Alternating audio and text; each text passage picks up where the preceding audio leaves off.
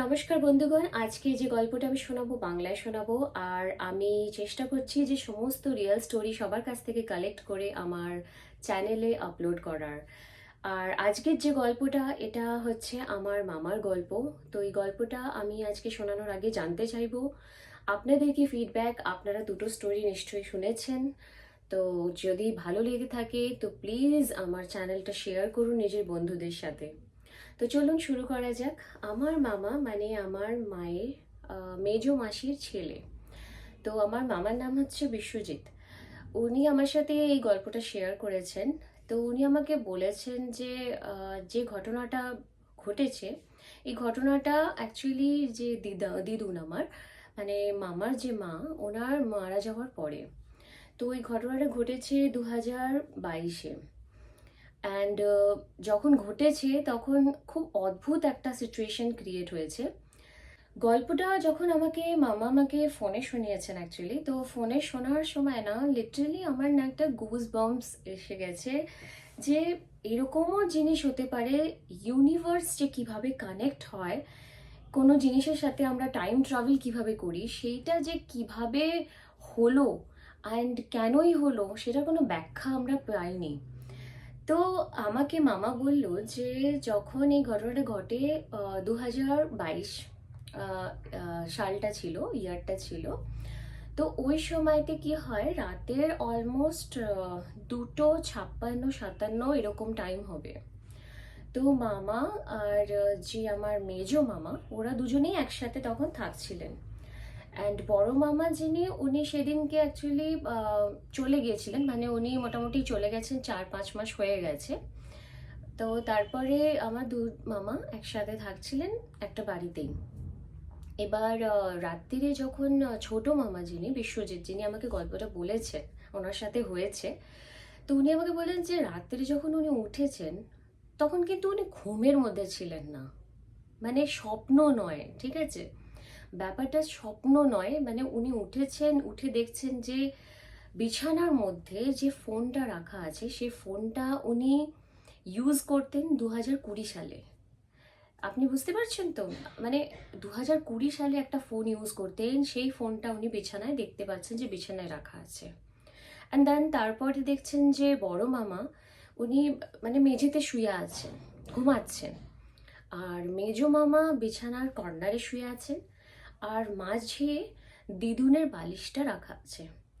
তো উনি রাত্রিরে উঠে ভাবছেন যে হঠাৎ দিদুনের বালিশটা এখানে মানে রাখা আছে, দিদুন তো আর নেই। আর বড় মামা যে, তিনি আবার নিচে শুয়ে আছেন, যিনি নাকি 3-4 মাস আগে চলে গেছেন নিজের বাড়ি। তো অনেক ভাবার পরে উনি এদিক ওদিক যখন তাকিয়েছেন তো দেখছেন যে বাথরুমের লাইটটাও জ্বলছে। তো কিছু না বুঝতে পেরে হঠাৎ করে এদিক ওদিক তাকিয়ে উনি ফোনটা আগে পিক করেছেন, ফোনটা আগে তুলেছেন হাতে, তুলে টাইম ওটাতেই দেখছেন যে 2:57 বাজছে। অ্যান্ড যেই উনি হাতে ফোনটা তুলেছেন না, তো হঠাৎ করে যেন দিদুন পিছন থেকে বলছে যে আর কতক্ষণ জেগে থাকবি, এবার ঘুমিয়ে পড়, অনেক রাত হলো। তো মামা না একদম চমকে গেছেন শুনে, মানে ছোট মামা লিটারেলি চমকে গেছেন। চমকে গিয়েই না হঠাৎ করে ফোনটা হাত থেকে পড়ে যায়। দিয়ে উনি দেখেন যে হঠাৎ করে দেখেন যে যে ফোনটা উনি ওই টাইমে ইউজ করছিলেন, মানে 2022 সালে ইউজ করছিলেন, সেই ফোনটাই হাতে রয়েছে, কাছে রয়েছে ওনার। আর সমস্ত কিছু যেন নর্মাল, মানে না বাথরুমের লাইট জ্বলছে, না বড় মামা রয়েছেন, আর না ছোট মামা মানে মেজো মামা ওখানে ঘুমাচ্ছেন। তো ইটস লাইক এভরিথিং নর্মাল। মানে এটা না আমি এখনো পর্যন্ত ব্যাখ্যা পাইনি, আমি নিজে সায়েন্সের স্টুডেন্ট। তো আমরা যখন এই ব্যাপারে আলোচনা করছিলাম তো উনি বললেন যে, মানে আমার ছোট মামা বললেন যে এরকম সম্ভব কি মানুষ একটা টাইম ট্রাভেল করে, পিছনে চলে যায় সেই টাইমের থেকে?